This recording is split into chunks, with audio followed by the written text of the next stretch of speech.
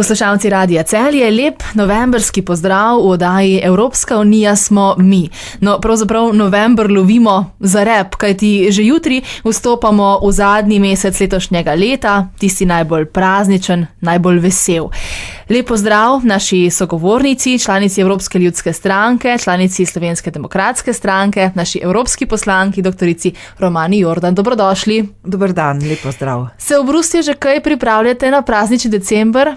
Ali ni nikoli časa za te stvari? Ja, pravkar se je nekaj zgodilo v parlamentu in sicer po tradiciji vedno Avstrijci poskrbijo, da imamo tudi mi v tistem prostoru, ki je najbolj množično obiskan, postavljeno lepo novoletno jelko.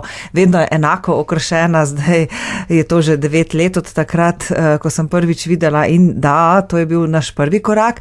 Sicer pa v naslednjih tednih pričakujem, da se bo pojavilo v parlamentu več stojnic z ročno izdelanim materialom iz držav, kjer so ljudje bolj revni in gre za neke vrste pravično trgovino, se pravi, da lahko kupujemo ta majhna novoletna božična darilca.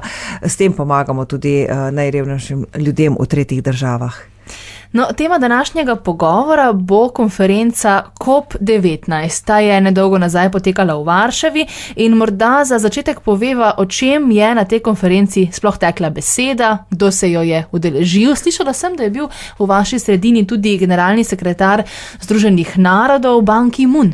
No, ta konferenca pravzaprav je konferenca Združenih narodov in glede na to, da je to COP19, to pomeni, da je že 19. konferenca in na teh konferencah se države poskušajo dogovoriti, kako bi očistile naše ozračje, naš zrak. Rezultat te konference je bil recimo Kjotski sporazum, po katerem so morale razvite države, ki so ga ratificirale, znižati svoje izpuste v letih 2008-2012. Na to je bilo dogovorjeno, da se Kjotski sporazum podaljša tudi na leta 2013 do 2020, vendar je zmanjšanje izpustov v okviru Kjotskega sporazuma bistveno prenizko. Sedaj je so vključene le države, ki pokrivajo okrog 14% svetovnih izpustov.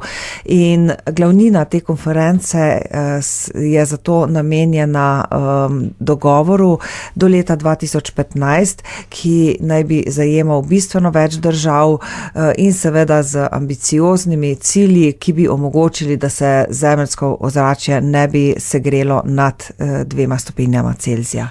Temelj za nižanje ogljika pa so klimatske spremembe in te se v Evropskem parlamentu pogosto pojavljajo, govor o njih, kaj ne. In ta konferenca je torej enkrat letno. Leto dni nazaj sva govorila o konferenci v Dohi, v Katarju, kaj ne? Tako. Ta konferenca pa se v bistvu organizira zato, da se seznanite z napredkom v boju s klimatskimi spremembami, kaj ne? Večjim stvarem je namenjena. Zagotovo en del strokovnjakov dela na tem, da pregleda, kako se izpolnjujejo zaveze v okviru Kjotskega protokola, ampak glavnina je pa namenjena, tako kot sem rekla, zdaj prav temu, da države se dogovorijo, kakšna je globalna odgovornost za znižanje izpustov, ker po Kjotskem protokolu morajo ukrepati samo razvite države.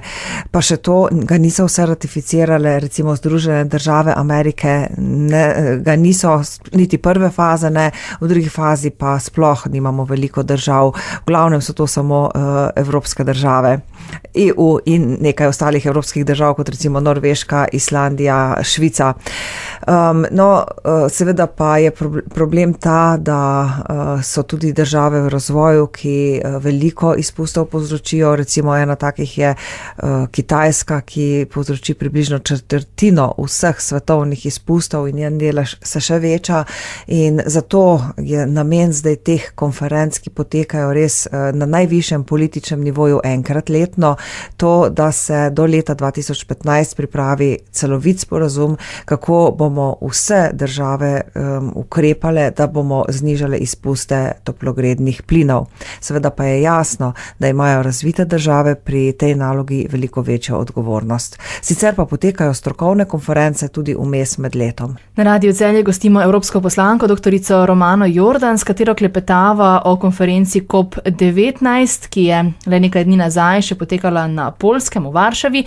Klimatske spremembe To je v bistvu resen problem. Priznavajo ga številni znanstveniki, ki tudi trdijo, da imajo lahko klimatske spremembe veliko hujše in dolgoročnejše posledice kot na primer trenutna gospodarska kriza. Ja, res je. Izračuni, recimo zelo znano je Sternovo poročilo, ki je išlo že pred leti, kjer je skupina znanstvenikov ocenila, kakšne bi lahko bile posledice podnebnih sprememb, če ne bomo ukrepali, in dejansko so prišli do izračuna, ki kaže, da bomo zato, da se bomo prilagodili na podnebne spremembe, da bomo odpravljali posledice škode, morali porabiti mnogo več finančnih sredstev, kot pa bi jih porabili sedaj, če bi vlagali v trajnostne tehnologije. Sicer pa je tik pred konferenco v Varšavi išlo tako imenovano 5. poročilo znanstvenikov, v katerem so ocenili, kakšno je sedaj stanje na tem področju in kaj predvidevajo se bo zgodilo v prihodnosti.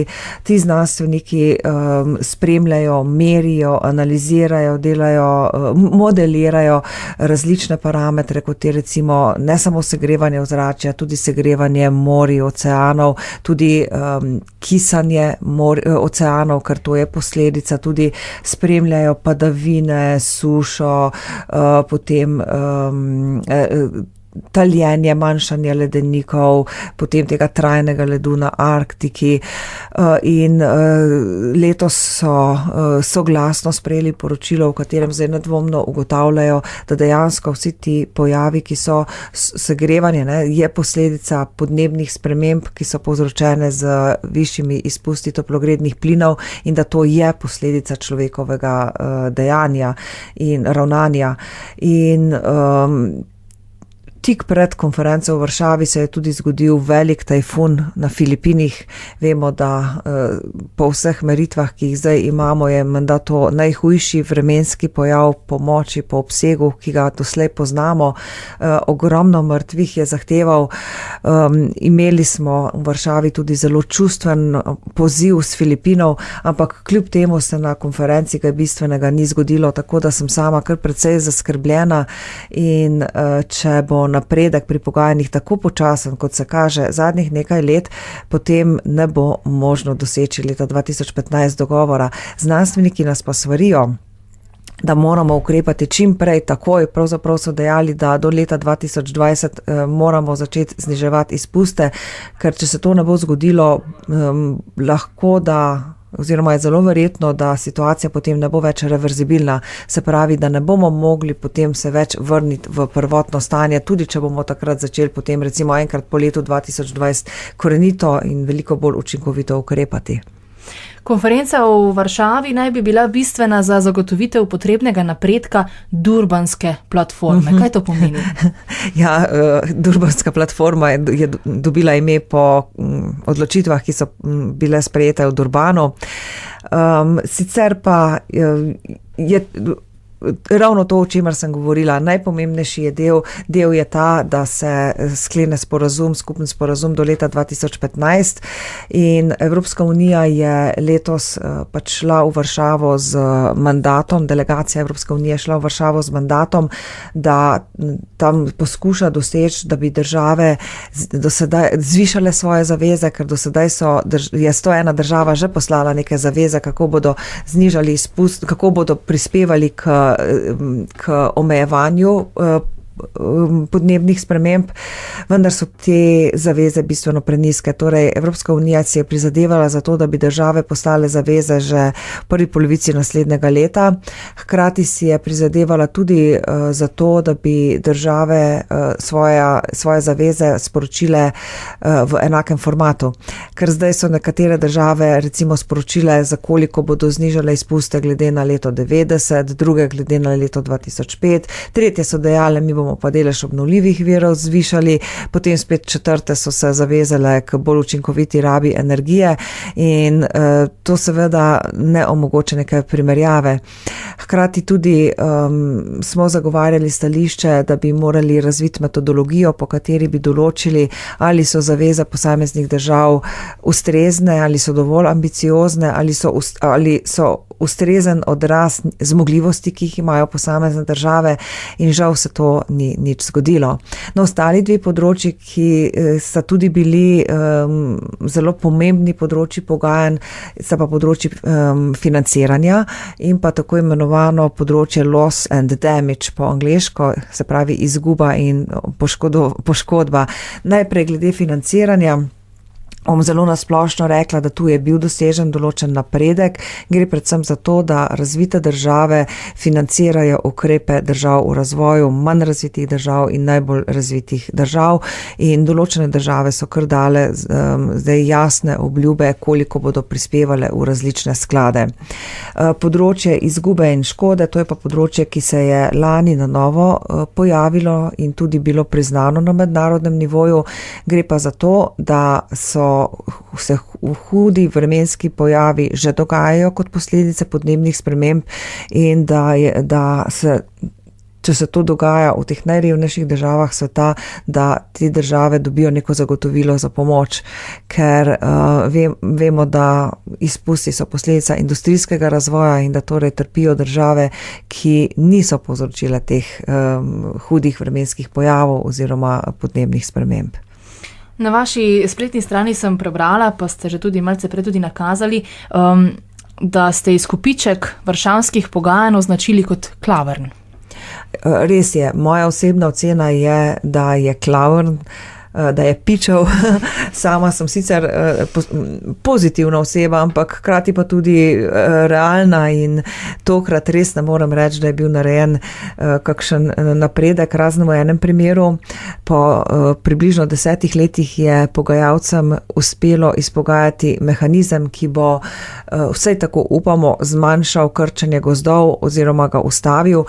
To je tako imenovan mehanizem RED+, po katerem bodo razvite države nagradile države v razvoju, ki se bodo odrekle sečni in ki bodo ponovno vzpostavljale svoje gozdove, se pravi pogozdovale. Seveda pa bo vse moralo biti narejeno zelo pregledno, metodologija bo morala biti narejena, tako da bodo države res dokazale, da to počno.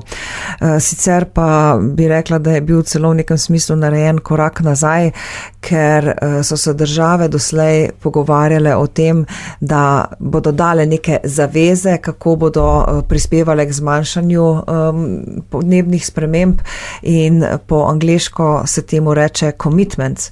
No, letos se je pa celo zgodilo, da je potem v ta končni dokument izraz commitments, se pravi zaveza ni prišel, ampak ga je zamenjal izraz contribution, se pravi prispevek. To pa je bistveno bolj mil izraz in ne predstavlja neke zaveze oziroma implicitno pomeni, da se ga morda države te svoje prispevke lahko potem celo še spreminjajo. Ob vsem tem, kar sem pa že itak povedala, da recimo ni bilo dogovora o skupnem formatu, da ni bilo dogovora o skupni metodologiji, da niti ni bilo dogovora, da morajo države naslednje leto te svoje prispevke sporočiti, ampak je bil dogovor v prvi četrtini leta 2015 in še tu tiste, ki ocenijo, da bodo to lahko storile. Potem se seveda sprašujem, ali res realno lahko pričakujemo, da bo potem istega leta sprejet tudi celoten dogovor. Nekoliko upanja vseeno vliva to, da je generalni sekretar Združenih narodov Ban Ki-moon že napovedal, da bo v septembru povabil svetovne voditelje k sebi in da jim bo dejal, da naj ob svojem prihodu pošljajo tudi zaveze držav, kako so pripravljene prispevati k zmanjšanju podnebnih sprememb. Tako da morda bo pa to srečanje na vrhu tudi pripomoglo. Za konec se dotakniva še dogodka IETA, kjer ste nastopili kot govornica. O čem je tekla beseda? To je pa mednarodna organizacija,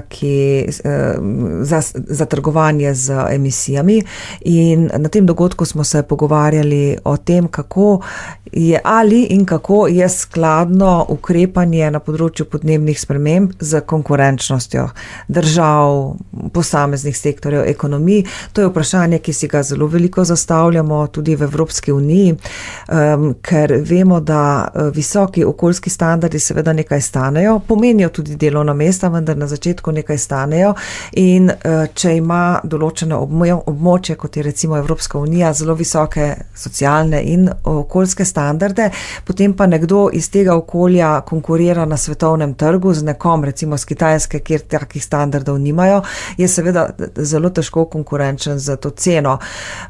Tako da smo govorili o tem, kako pomembno je, da se globalno ukrepa, ne samo zaradi tega, ker so podnebne spremembe globalen problem in ga samo eno manjše območje ne more razrešiti, ampak tudi z vidika svetovne ekonomije, konkurenčnosti delovnih mest.